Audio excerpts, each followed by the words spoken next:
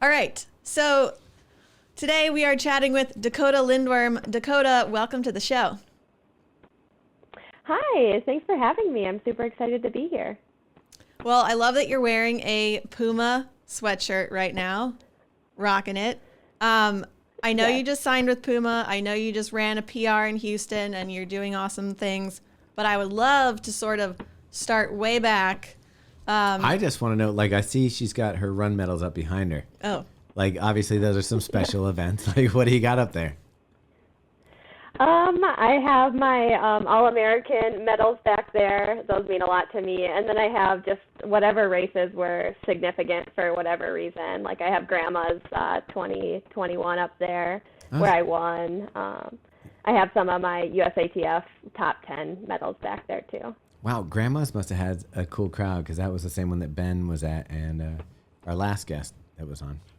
Okay, so we can chat more about those medals in a little bit, but take us way back. So I know that you were a hockey player. I know nothing about hockey. So talk to us about your childhood and what sports you were playing and then eventually how you got into running. Yeah, so I started playing hockey in the second grade. Minnesota, like when you're a kid here, that's the thing you do. And I fell in love with it. I was a goalie, and I really dedicated a lot of my life to it. And I went to special like camps in the summer. I got to represent the United States of America when I was in middle school up in Canada, and I loved it. And really my goals as a hockey player was to become an Olympian. And I sometime around like my freshman year of high school was super just engrossed in hockey in a way that wasn't necessarily super healthy. My highest highs were with hockey and my lowest lows were with hockey. So I think my mom saw that and was just kind of like, you know, you've got to broaden your horizons. She wasn't saying she didn't believe in me and that I could do these really great things. She was just saying that you know, great athletes are great at a lot of things, so you should try something different.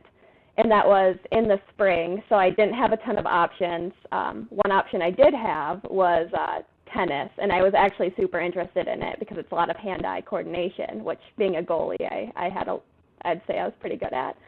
But I found out they wore skirts, and I was immediately out because I am not really like a skirt kind of person. So I was like, you know, I win the mile in my gym class, and I usually win the pacer test in gym class. So I was like, yeah, I must be pretty good at long distance running. So I joined track and went out for distance, and I was horrible. I was taking last at pretty much every meet. I didn't do well and by any standard, but I loved the fact that I was so bad at it that like I had so much room for improvement, and I really fell in love with just the process of what you put into running, you got out of it. Well, I got to go. I mean, the correlation between hockey and then running, and then you would think, okay, Apollo Ono, you got to do speed skating then, and that hasn't happened?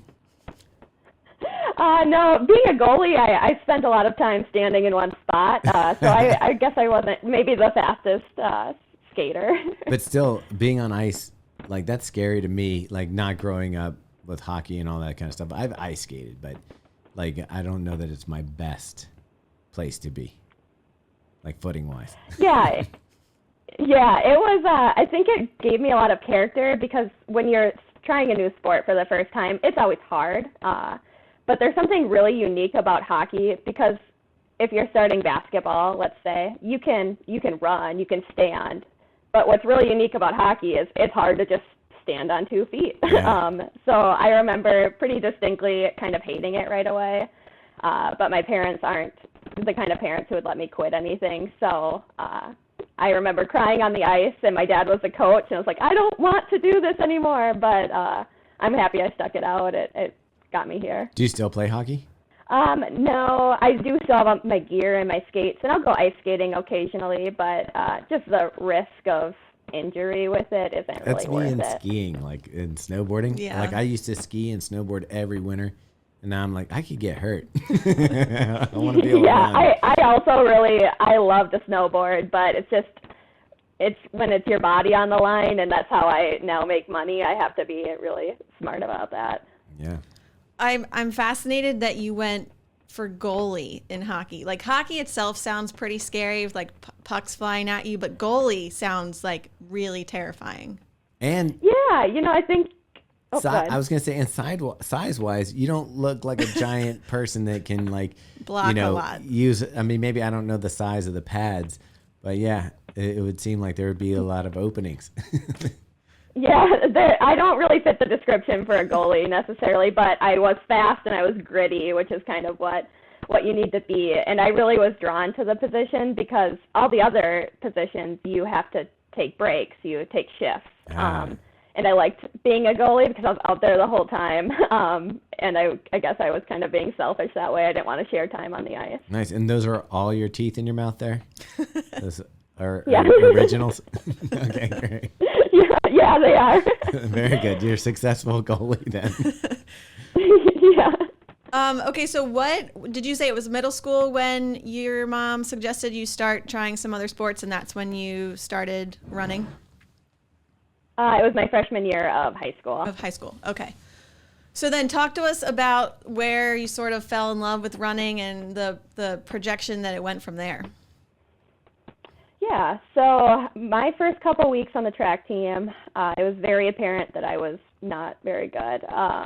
And I look back at it, and it's kind of funny. The girls, it was both genders, but the girls would go off on their own, and they would hide behind the middle school. If we were supposed to be gone for 30 minutes, they'd hide behind the middle school for 20 and just kind of hang out, and then, jog on back in when it was time to come back. And I was so bad that I couldn't do that because I wasn't going to get any better. And I'm not somebody who really breaks the rules or anything. So I would run with the guys. And eventually the girls got caught. And it was really kind of like a fun thing for me to not be a part of that. And the guys be like, no, Dakota was with us. Don't get her in trouble. So it was, I think, because maybe that I had to run with the guys to run with anybody at that time. I did get a lot better that freshman year because I was constantly basically racing to stay with the guys. But once I kind of went through my high school career, I didn't really find like a ton of success by any means. Like if you're talking about standards of, other post-collegiate runners, like I was never. I never made state. I never went to nationals. Yeah, when did you start having like confidence in your running and kind of like going, hey, this is cool. I'm making progress. Yeah, so I went to Northern State University after high school. I was a walk-on, and even right away I was pretty unsuccessful. It was my sophomore year that I made my first national meet, and I was having these big PRs. Like every time I ran a 10K, I would cut 2 minutes off of my last PR. And by the time I graduated, my college coach was like, kind of sat me down, was like, hey, I think you could make the Olympic trials in the marathon. I think that's kind of what you're best suited for. And I was like, whoa, what is this? I had no idea there was like this post-collegiate running scene really at all. And it's kind of post-collegiately that I think I found my stride, because I'm not really like a 10K runner in general. Like that's still pretty short for me. So I think kind of moving up to these longer distances, I've really found my stride and my success. So for people who aren't like track athletes and understand, well, the 10K for one thing is the longest event in track, right? And on top of that, you're like, well, wasn't, the fastest at that, but marathon, I can kick some butt. I think it's hard sometimes for people who weren't track athletes to understand that there's certain gears that people have. And like, if you can hold this, it doesn't necessarily mean that you can drop it down. Like when you see those charts for VDOT and it's like, here's your 5K, here's your 10K, here's your half. Yeah. Like some people, they'll have a marathon that would indicate that they'd have like a really fast 5K time, but it doesn't translate necessarily. Is that how you felt? Yeah, absolutely. Even now, whatever my VDOT is, I've looked at it before and I just laugh, because there's just no chance I'm running that kind of 5K, even if I trained for it. So yeah, that's definitely how I am. I can just grind for a really long time, but I can't really sustain a fast pace for a long time either. So once you're told that you think you'd have this success in the marathon distance, were you immediately excited? And tell us about your first experience with the marathon. Yeah, I was super excited. At that same time, I had actually gotten a job offer for a teaching position in South Dakota, and it was kind of my dream job. But then my coach had told me this, and he's like, hey, I know this guy in Minnesota, Chris Lundstrom, with Minnesota Distance Elite. He's like, I think I could hook you up if that's kind of the route you want to go. And I was immediately like, forget that college degree I just paid for. I wanna give this running a shot. And I immediately just jumped in head first and moved up here. And I was a training partner. I wasn't on the team because, once again, I wasn't super successful in college. I had to really prove myself here before I could really be a team member of Minnesota Distance Elite. See, I think that's brilliant because people are afraid to take chances. And you're young enough that this is the time for you to explore an opportunity like that. Even though you went to college for teaching and you had a job lined up, this is the time to say, okay, well, if this doesn't work out, I can always go back to teaching. I can find a job. Yeah, absolutely. Yeah, I mean, it's amazing. Yeah, absolutely. I would have loved to be a teacher, and that would have made me happy. But when I shut my eyes at night, like, running is what I dream of. Running is what's, the biggest thing that I love in life. So I figured, what the heck, you might as well give it a shot, right? Yeah. Did you have your parents support at that point that they were like, yeah, why not? Yeah, my parents know like very little about running. So honestly, I think they probably thought that I was like the next Kirk Cousins of football, or like they had no idea what was going on. But if I was excited about it and it wasn't like harmful to me by any means, they're supportive of anything I do. They would support me 100%. That's very nice to have that. When did you like officially become a part of the team? So I was up here probably about 9 months to a year, I guess, before I was officially a part of the team. My first, it would have been, no, you're making me think back. I'm not even that old, and I'm having a hard time remembering. So I ran CIM that first year, so it would have been 2018, and I dropped out of the marathon there, so immediately had zero success, I guess, as a post-collegiate runner. And then I came back for grandmas and qualified for the Olympic trials. So sometime after that, I joined the team. I wanna go back to CIM, even though I know it's probably not a fun memory, but yeah. That's your first marathon. You DNF. Afterwards, are you thinking maybe this was a mistake, maybe I'm not a distance runner, or were you like eager to go try it again? No, it was at that moment, I felt like the biggest mistake I had ever made in my life. I remember calling my college coach and being like, hey, what did you think? What were you thinking when you told me I could qualify for the Olympic trials? You're absolutely crazy. And I called my mom, and my mom was somebody who, like, if I needed somebody to kind of pat me on the back and feel sorry for me, she was the woman to go to. But I was crying in the airport, just completely hysterical. And I was so embarrassed that I failed at that time. And I was like, Mom, I'm never going to do this again. This was horrible. I'm going to just totally trash this idea. And she was like, Dakota, Marie, you're going to do it again. Like, you failed this one time. You know so much more now. And next time you get on the starting line, you're going to be better for it. And there's just no way that she would have let me quit in that moment because she knew how much I loved it and how passionate I was about it. But yes, in that moment, there was nothing I ever wanted to do involving running again. I like that she threw in the Dakota Marie. Yeah. You know it's serious. Oh, yeah. So yes. What was I can hear it to this day. What was it about the CIM that, got you, out? I was having some stomach issues around 15, and I started vomiting around 19. And at that point, like, I was all shaky, and I'm sure I was bonking, and I just couldn't imagine taking another step, which is so crazy now because I definitely experience that in every marathon. You get to the point where it's like, how am I going to finish? But after having just that horrible experience of dropping out, I don't think I will ever drop out of a marathon again, because I know I can keep going. Going into your second marathon, knowing your first one ended with a DNF, like mentally, how challenging was that showing up at that starting line?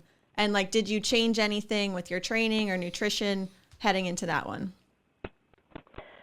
Yeah, it was really hard going into Grandma's then, because I knew what it felt like to fail, but I think that also gave me a leg up. I went into it being really conservative. At that point, I just wanted to run 2:44:59, and anything else, like, I would have been just totally happy with that, even though my fitness was indicating faster.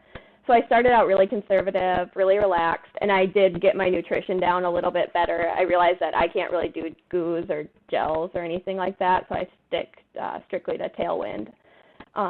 And about halfway through Grandma's, I was like seeing my family, like my dad's on the course, and I'm like cheering and like saying hi to him and like waving to my teammates. And I kind of realized, like, I don't think I'm supposed to feel this good at this point in a marathon. So I started slowly picking it up and ended up getting the A standard that day, but just really, really fell in love with it. I think because I went into it kind of thinking, like, let's start out really relaxed. And once again, I kind of had my mom in my head, like, if I fail again, I'm just going to get on another starting line and I'm going to try again. I mean, it sounds like obviously the OTQ is something that's very important to you. And now you're on a team with Molly, who actually has gone to the Olympics. You might have heard about it. Yeah. Yeah. And, it's a shortened window now to the next Olympics. Obviously, I'm guessing that you have your eye on that being what would make you feel really successful. Is that what you're shooting for right now? Is that the goal? Is that Olympic medal? Yeah, absolutely. I think everybody who's doing this at this level has the idea that representing their country is like the highest level of success you can have, and that is certainly true for me. So yeah, I definitely want to come in top 3 at the next Olympic trials and wear the United States of America across my chest. Nice. So we were just talking about Grandma's, and was that 2020? 2018, I think. 19? 2019 would have been Grandma's, Oh. And then 2020 they didn't have Grandma's. So 2021, you go back and you win Grandma's. Tell us about that experience. That was the most fun I've ever had, I think, in my life. I knew from the gun that just based on who else was on the starting line that I had a really good shot to win. And going into, my whole training block, that's all I was thinking about was crossing that finish line first. So I, from the gun, took the lead and wanted to keep the lead. I ran alone for the first part for a while. And I kept I'm not somebody who's ever going to look back and see, hey, is anybody coming? But I think around like 10 miles, the announcers were like, hey, said to like one of the bikers that were like leading me, I guess, hey, could you go back and see where number 2 and 3 are at? And I was like, oh, that's good news for me. If they can't see them, I'm in a good spot. So I got to just really enjoy the rest of that race. I ran a lot of it alone, but Grandma's has a really great support system along the way. There's a lot of crowd support, and my dad's somebody who's out there trying to get to like as many spots as possible. So it was kind of a fun game for me to be like, okay, where am I going to see Sean next? And I was just super excited to finish first and represent, Minnesota. It kind of feels like a home course advantage there. So I will definitely be back next year, or I guess technically this year, to hopefully defend my title. When you talk about going out and leading from the start and kind of pushing and knowing kind of general where your fitness is, are you going out there with a goal pace, or are you just going out saying, I'm going to lead this thing, and whatever pace that's going to be, that's what pace I'm going to run? What's kind of like the mental going in? I definitely go by goal pace because I think it can be a little bit dangerous in a marathon if you're not kind of knowing where you're at fitness-wise compared to where you're going out. So I went out in 2:28 pace, which I think I was fit enough to do that day. But not having anybody to run with for like the last 10 miles really wore on me, and I did end up slowing down and ran 2:29:04, but I think I had more fitness in me on that day. After you have that big win, did you feel like you were sort of someone in the running world whose name was like being thrown around at that point? I don't think so. Honestly, it was a kind of a quiet year for grandmas, and unfortunately for me, I guess. But and I didn't really feel like anything had really changed. But that doesn't really bother me. I don't check I don't check Let's Run to see what people think of me, or like I don't really care what anybody's really saying. Yeah. I kind of have like an underdog mentality where I just like to kind of just put my nose down, do the work, and I'll show up on race day, hopefully fit. And if nobody thinks I can win that day, that's fine. I'm hoping to prove them wrong. So with that, you're talking about like checking out like reputations and stuff like that. Who's the marathoner that you probably like look up to? I'm going to say, I don't want to answer for you, but I'm going to guess that Molly is too much of a contemporary, that you're going to be, pulling somebody further out. But I'll let you answer the question.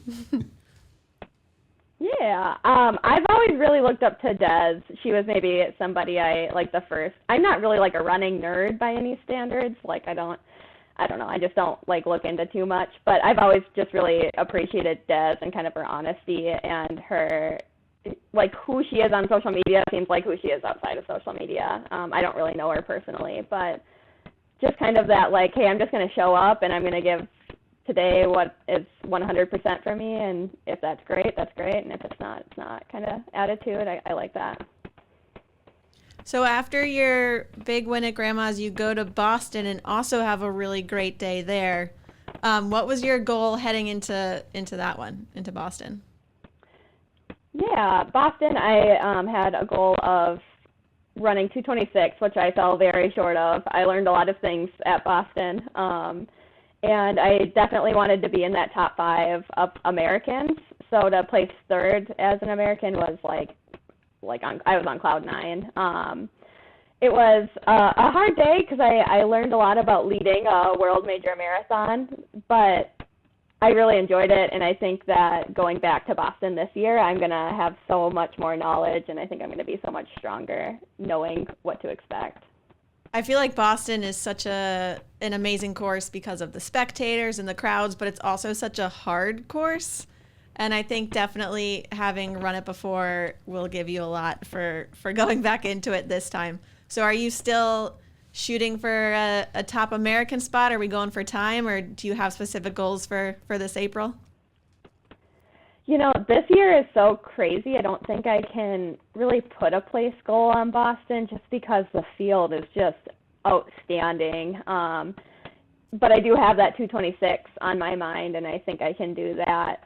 And whatever that ends up being place-wise is going to be fine with me. It's hard to make place goals for something so big and so talented because, you can't determine how other people are going to do on that day. Yeah, I mean, we've seen people rise to the occasion. We've seen people fall. But the crazy thing is how close it is together. So you were just there like a couple months ago. Mm-hmm. And before we know it, we'll be back there. I think, what is there? How many days are left? Is it less than 60, right? I don't know. Yeah. You're in the middle of training. How is training going for Boston? Yeah, it's been good. It's been different for me. I've been doing a lot of half marathons, which I'd say my bread and butter is a marathon. So I've been doing some shorter stuff, which I think is going to help me long term in the marathon. But it's been going well. I haven't really done any big marathon grinders yet. I'm heading to Albuquerque, New Mexico tomorrow to get some altitude, and hopefully I'll start kind of getting into the thick of marathon training. See, that's when you know you got it, because we know people who live near you, and it's cold. Oh, yeah. And they're running on treadmills and doing that stuff. But Albuquerque sounds a lot better. Going down. Yeah, definitely. It's nice to have the confidence of like doing the workouts outside. The treadmill is great when you need it, but it's nice to be outside when you can. Are you doing a lot of your training right now inside on a treadmill? Yeah, a lot of the easy runs for sure, because like it's just too dangerous sometimes with the ice to go outside. It's like or minus 6 degrees, right? Today's pretty nice. It's like 30. But yeah, it's been like negatives for a while now, and I think we're going back into the freezer right as I'm getting out of here. So good timing. Yeah, we were just actually this weekend with a friend who lives in Minnesota, and he was just telling us about the temperatures. And what do you even wear when it's -6 to go running? Like, how do your hands stay warm? I actually they're called little hotties. It's like a little hand warmer that you shake them up, and I put those in my gloves, because as soon as my hands get cold, I'm done. Like, it's just not fun for me. Yeah. Well, it wasn't fun for us because we went to Florida thinking we were going to get some warm weather, and we ended up being in like 40 degrees with 20-mile-per-hour winds, and we're like, why do we even travel down here? Hey, that sounds pretty nice. Yeah. I take 40 degrees. That's what our friend thought, coming down. But yeah. It's funny because I do the same thing with the hand warmers, but it's like we're in Baltimore, so it's like 10, 15 degrees here. Like, that's the very cold. So for you, you'd probably be like, oh, I'll go out without gloves on. Yeah, not quite, but yeah, pretty close. We're soft. Okay, so do you have more races lined up before Boston? Yeah, I'm going to go to Atlanta at the end of February, run the half marathon there, and then I'll be in New York for the half marathon, and that'll be my final tune-up race before Boston. Very cool. So I read that you believe a lot in strength training along with your running. Is that true? Yeah, yep. I pretty much get in the gym 5 days a week as long as I'm not coming close to a race. Not necessarily always legs. I believe that your arms are just as important. So like today, when I go do my double, I'll finish with an arm lift. But yeah, I enjoy getting in the gym any way possible. I think that I think there's like a stigma around runners don't really lift, which I think lifting is what keeps us healthy. It's what's going to keep me strong, hopefully around mile 22 in a marathon. But yeah, I really enjoy lifting. Did that start before running? Was that part of the hockey workouts, or is that something that as you've, grown up that you're just like, okay, I need to have a stronger body for this? Yeah, that definitely came post-collegiately. I remember the first time my college coach made me lift, I cried because I did not want to do it. I didn't like it. I didn't like that I wasn't very good at it. But now I think post-collegiately I've realized that I'm just not the same as these runners who, have been high school phenoms. Like, I don't have the same amount of maybe natural talent, so I have to make up for that in other ways outside of running. So I spend a lot of time focusing on how I can be stronger in ways that maybe they're not. I love that. And I hate going to the gym. So how do you, like, for someone like me who just really does not want to go and lift or do anything like that? You lift those 3-pound weights on your bike. I have 3-pound dumbbells on my bicycle. What advice or like what convincing can you tell me that like this will have an amazing effect on running performance?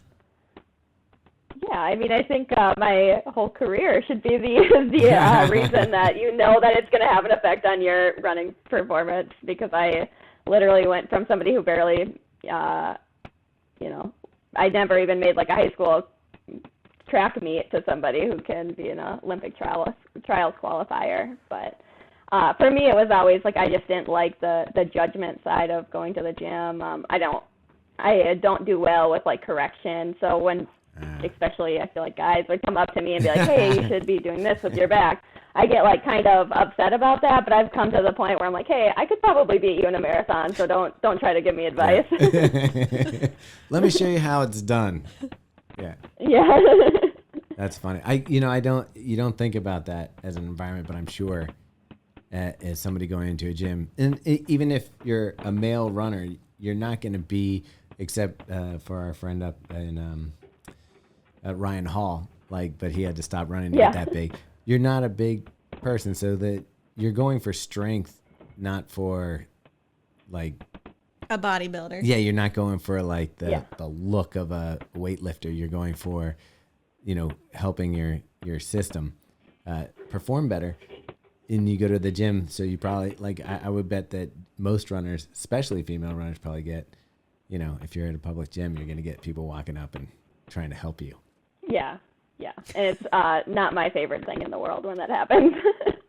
Do you correct people when they're running wrong? Like if you see someone who aren't using their arms correctly? Yeah. Yeah. Use more knee drive. Yeah. More knee drive. I love it. I feel like every time I see your race photos, you have like the biggest smile on your face. That comes from Minnesota. That has also been. Yeah, that's true. Are you guys just happy it's not -6 degrees every time you're running? Yeah, that might be part of it. But going back to like grandma's that first time when I was like halfway through the race and I was seeing my family and I was super excited and I'd kind of always give them like a smile or a thumbs up or, like kind of strong arms. And I realized that in those moments I felt even better. And so I've kind of just carried that throughout. And I realize now that if I'm kind of feeling bad or things maybe aren't going the way I want, if I just put a smile on my face, like it changes my mindset. It gets the crowd involved. I swear that if you smile, you're going to hear like 7 people all at once be like, oh my goodness, she looks so great out there. Oh my goodness. And I think, yeah, but I think that really like changes your mindset. Cause you're like, yeah, I do feel pretty good now. And I really love what I'm doing. This is me living my dream. So I couldn't be happier when I'm out there racing. 2 things. 1, oh my goodness, you look great. It does sound like something that would be cheered to you at grandma's. Like, get yourself a cookie. And then, oh, you betcha. Yeah, exactly. Boy, she's going fast. The other thing is, I was did psychology in college, and they said that if you're struggling, if you put a pencil in your mouth, it makes you activate the same smile muscles as actually smiling. And they said that sometimes the brain-body connection works backwards, where if you trick your brain into thinking you're smiling, your brain goes, oh, release the smile hormones. and that, so it can be a way. I've used it like in times, it doesn't seem like it's working at the moment, but I know it probably does. It just gets those cheeks up and gets your brain going. So I think that is an excellent technique. I've seen Eliud Kipchoge use it. So, I mean, he seems to know what he's doing. Yeah. So it must work. Yeah. I'm going to try a pencil next time I run because I can't seem to smile when I'm running. Do you ever feel like it's hard to you have to go through parts of a marathon where it's uncomfortable and you're in the pain cave. Or throwing up. Yeah. Are there ever times where you can't force it? And like, do you have like a backup plan? No, I can always put the smile on my face. Sometimes I see pictures later and I'm like, that's more of a grimace. But I'm definitely trying to smile. And I think just for the spectators and like for people who are like, ooh, why would I run a marathon? I think if they see someone smiling, they're going to say like, oh, maybe I could do that. Like if she's having fun, maybe I could have fun. So they might also go around like, that girl is full of crap. This is not, you can't smile. Yeah, when you do she this. is crazy. But, yeah. That's funny. When you're running and you're smiling, and say that you are, Megan said that, finding yourself in a dark spot, is there something that you think about that can put a smile on your face? I just force a smile, and then I will purposely listen for cheers, and because normally as soon as I smile, somebody's like, look, she's smiling, so it's just like that. I get my energy from the crowd, so if I'm like really having a hard time, I try to smile. I'll get that energy from the crowd. Then the smile will be real as soon as I get a good reaction from them. And again, another good reason to have gotten out of hockey, because now you have all your teeth. And when you smile, it looks great. Yeah. I really resonated with you when you said you have this like underdog mentality and that, you didn't have immediate success in this sport. I feel like as a runner, like I'm constantly like trying. I don't come from a family of runners. There's no like running genes in my background. Like I feel like I've always just had to work really hard to have any success in running. So I'm wondering if there are other facets. We covered the strength training, which you feel is very important. Is there anything else outside of like putting in the hard workouts, like whether it's nutrition or working on your mental game? Is there anything else that you're doing to help with your running? Yeah, I have read, I can't even count how many books about running, like the mental side, because I think that the mental side is, especially in a marathon, going to be a big factor, because when it hurts for everybody, and it's just all about if you can kind of spin that. And again, that's where like the smile comes from. So I definitely look into and try to stay up to date on a lot of those like mental side of it when it comes to running. But I also am just a really big advocate for doing all of the little things, all these little things that turn into big things, like getting enough sleep at night, hydrating, having good nutrition, which is kind of like a weird topic in running because it's, everybody's nutrition is different. So you just have to really work to find what's best for you and what works for you. So nutrition's one of those things I definitely believe in, but you have to like kind of find your own thing. There's not like one right or wrong answer there. But I mean, there is a right or wrong answer to getting enough sleep, yes, and then like getting enough water and hydrating. So it's all of the things that we know we need to do. We're just maybe not always prioritizing them. Yeah, yep. And the way I look at it is, all my competitors are going to run the miles that their coach gives them. So I have to find ways outside of running, because I'm also going to run. So how would I get faster than them if we're both doing the miles? How am I going to get faster? So I'm always looking for ways outside of running the miles to get my leg up. All right, I want to talk about Puma because you recently signed with them. So first of all, congratulations, and tell us how that came about. Yeah, thank you. I was working from home one day, and I got an email from my agent, Howie, who is phenomenal. And the email was Puma offer, was the name of the email. And I didn't even open the attachment. I called my dad crying. I had no idea what they were offering me. But I was super excited because that is like a total dream come true for me to be like a true professional runner. And it really didn't really matter what they were going to offer me. I was super excited about it. And I shortly after found out that they were offering Annie a contract, who's my teammate. And I was just super excited that we were going to sign together with the same brand, who is just doing really great things in the world of long distance running, especially for women right now. So I was stoked. Did you know that Sarah was also going to be signing at the same time?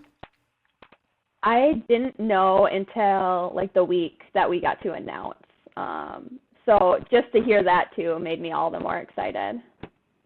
That's awesome. So how much are you and Annie training together all the time? So she's been working more full time and like has a little bit more of a rigid schedule. So we definitely train together on Sundays when we meet as a team. Tuesdays and Fridays she would try to come when she could, but didn't always have that flexibility. So we didn't train together a lot. She is going to come down to Albuquerque with me for a week, so we'll train together there. But we do enjoy running together quite a bit, and I think that it's going to be really great for both of us. She's kind of taking a little bit of a step back from work. She's just going to cut back a few hours so she can start coming to Tuesday and Friday practices. But I think that's going to be amazing because I love to run with her, and obviously she's super fast. So. Yeah. Have you been down, or are you planning to go down to the North Carolina Puma training camp at any point? I have not been, and I guess I don't know anything about it. So no, I guess. That's a shorter distance. I know, but I figured they would get everybody together, barbecue. Yeah. The whole thing. Yeah. It's with Amy Craig. It heads Oh, yeah, the group down there. Yeah. Sure, yeah.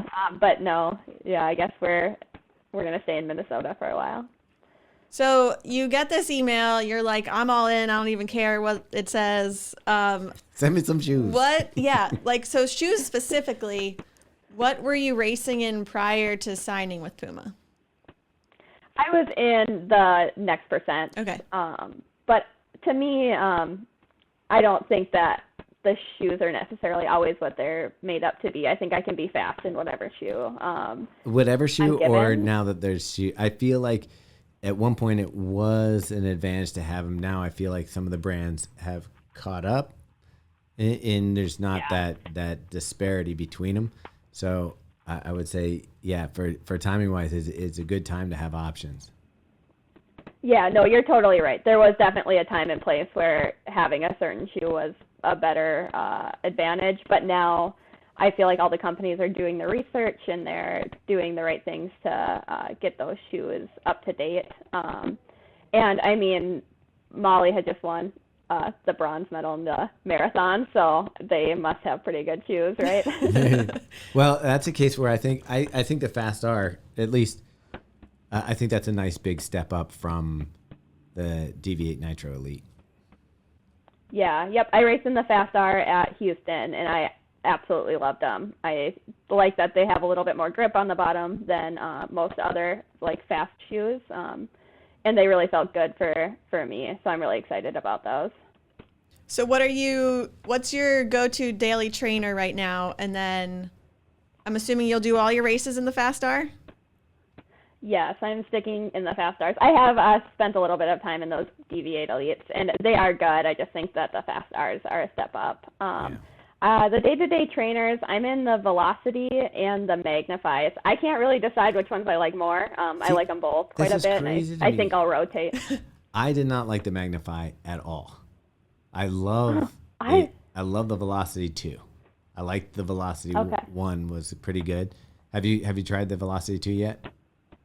I have not tried the Velocity 2. It's really nice. I guess I'm not like a very picky person when it comes to shoes, as long as it feels good and it's comfortable. But I like them both. I think there'll be a time and place for both of them in my training. Yeah, I think you'll really like the new Velocity. It was a really nice tune-up. So we just got done reviewing that, and it's a good shoe. Yeah, I actually read or looked at that review. I'm excited about the upgrades too. Okay, I want to hear a little bit about Houston, because you didn't win. You wore the Fast R shoes for the first time. You got a PR, and it was kind of an epic day for women's running. But I'd love to hear your experience of the day. So what was it like?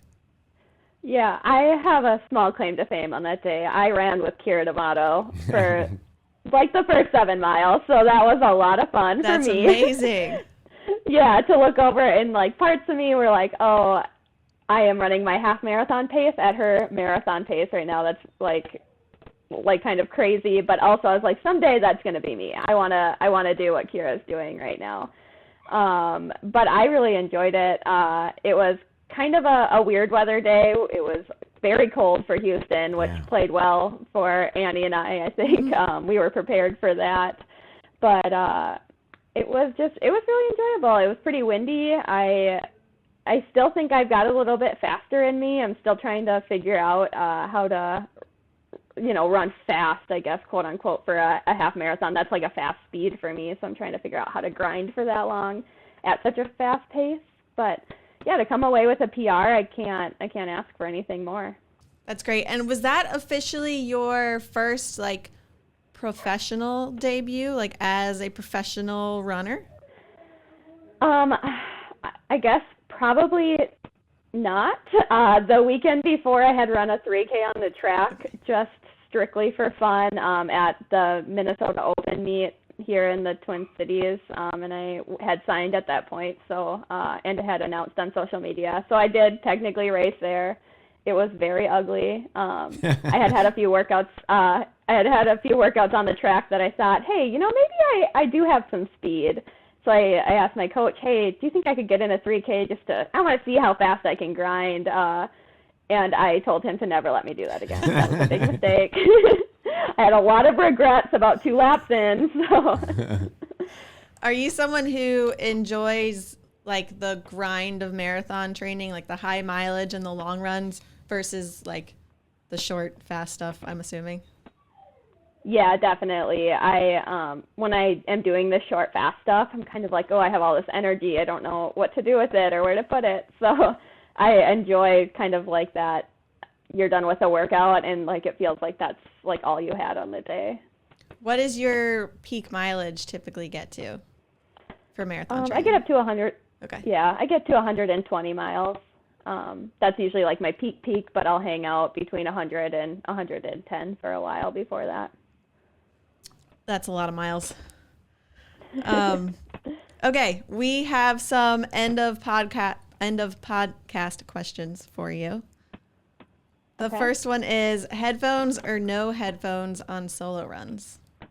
Ooh, I feel like I'm pretty split down the middle. There are some days where I need my silence and kind of like my time to myself, but there are definitely times when I need to have that motivation to get me out the door. So 50-50. Depends on the day. If we were to hit your most commonly played song on your playlist, what would it be? As of recently, I would be embarrassed to say that it's from Encanto. There's like a new Disney movie that I kind of fell in love with. That's like a really great. The surface pressure is really good. It's kind of a banger. So that would probably be my most recent, like, often played song. Otherwise, I really like Bastille and Taylor Swift. Kind of like a. Taylor Swift is on everybody's playlist. Yeah, I want to say, elite female, maybe even male. We had a couple guys. Runner, they've included Taylor Swift in their list of like go-tos. Yeah, so I think she's amazing. Yeah, I'm with you. I think there should be like a van that drives along the front with Taylor Swift blaring, just so when you guys do your next marathon. That would be amazing. We'd all run so much faster. Agreed. So are you a podcast person, or are you strictly listening to music if you've got headphones in? If I've got headphones in, it's music. I do listen to podcasts, mostly running podcasts, but that's more like if I'm on a long road trip or something. Driving. But Me too. Like I can't hit paces listening to people talk. Like no. I've got to kind of be like in the zone. Yeah. So you finished the Houston marathon, or half marathon, I'm sorry. And now it's time to celebrate. You're a pro athlete. What are we going to get to eat or drink after you finish that race? Oh, I am pretty standard. I like some pizza and I like some beer. Nice. I'm kind of like a picky beer drinker outside of running, but after a marathon, it's like, hand me a Busch Light. I don't care. I just want a beer. Michelob Ultra. Yeah, exactly. Have you dabbled in seltzers? I love seltzers, but after a marathon, like I said, it just doesn't matter. Yeah, that's awesome. I think we already know the answer to this one, but if you were not a professional runner, what would you be doing? I would be a high school biology teacher. Biology. I don't think we knew that part of it, so that's interesting. No, yep. Yeah, yep. That was the only science that I kind of enjoyed because I could kind of grasp it. As soon as we got into chemistry and that kind of stuff, I was like, what? Symbols. I have a chemistry minor, but I could never teach a day of it. It's beyond me. As soon as they start using letters for stuff, that's when I lose it. Like when you have to use numbers and letters together, I'm done. Too much. It's over. All right, Dakota, thank you so much for coming on and chatting with us. Excited. We're going to be in Boston, so we'll see you there. And enjoy your altitude training and warm weather. That sounds good. And I keep thinking that the women's American distance running can't get more exciting. Yeah. And they keep adding new people like yourself. And I'm like, holy cow, we've got a deep, deep pool of talent for this. And I can't wait to see it evolve into a place where, we were right there, talked about with Kenya and the other countries that dominate. I think that this is the start of the big wave. So we're excited to see you in the future and what you can do. Yeah, it's been fun to be kind of a part of, these Americans making history. So, thank you guys so much for having me on.